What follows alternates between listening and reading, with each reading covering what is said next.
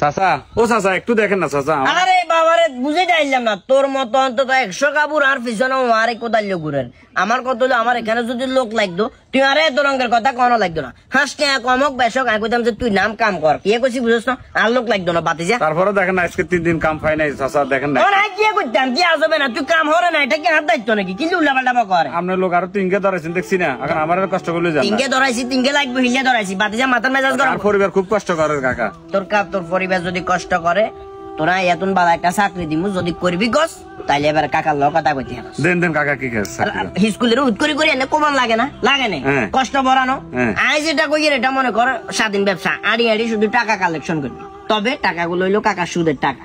মানে বুঝলাম না, সুদের টাকা? আরে বাবুরে মানুষের টাকা পয়সা যেগুলো লাইনে দেনে রাখছি সেগুলোর ওই লভ্যাংশ যেটারে বলে লাভের টাকাটা তুই শুধু কালেকশন করে কাকারে দিবি, সেটা তুমি কাকা তোরে কিছু টাকা দিয়ে দিবি।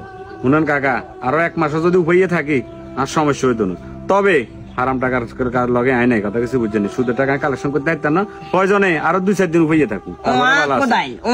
কোদাইল সমান সমান হা গল মিজা গজা আর বকিচ্ছা বালা একটা চাকরি দিতাম না, জিয়াটা হেডও নরে না। করার দরকার নাই আমার। আমাদের সমাজে এরকম লোক অনেক আছে যারা সুযোগে সদ্ব্যবহার করে।